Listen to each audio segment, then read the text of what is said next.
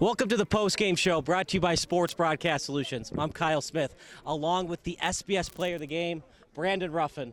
A 28 to 25 win over NYCD Boldus, as Boldus scored a late touchdown right before the victory formation for the Chicago PD Enforcers. 72 yards, the first ever punt return in Chicago PD Enforcers history, and it's also the game-winning touchdown for you.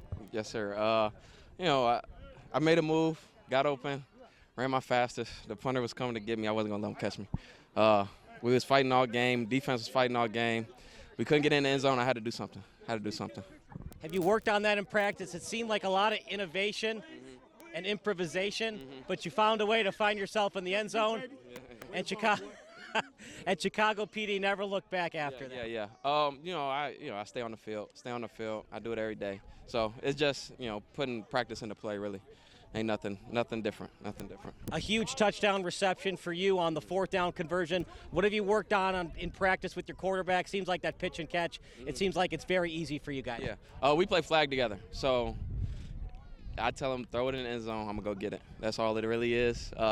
We play year-round with each other. We were just in Florida at the Flag National Championship. So, like I said, regular stuff. Jalen Woods with quite possibly the play of the game, although yours was a little bit cooler to watch. But Jalen Woods with the pickpocket. Yeah. What has he worked on in practice? Because the opposing wide receiver in Palmer had no idea what was going on. Yeah, I'm pretty sure he got a pick last game too.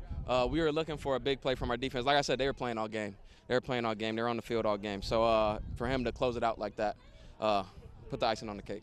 The running game, at the end of the day, it's the reason you won the game, among other things. Yeah. Pascazio was great. What has he worked on in practice and in the weight room? Because he's kind of little, but he's a power back sometimes in those A and B gaps. Yeah, we got a bunch of backs. So he turned it on at the end of the game. We kept on giving it to him, and he got in the end zone. So it was very good to, just finish it off, get a nice cushion.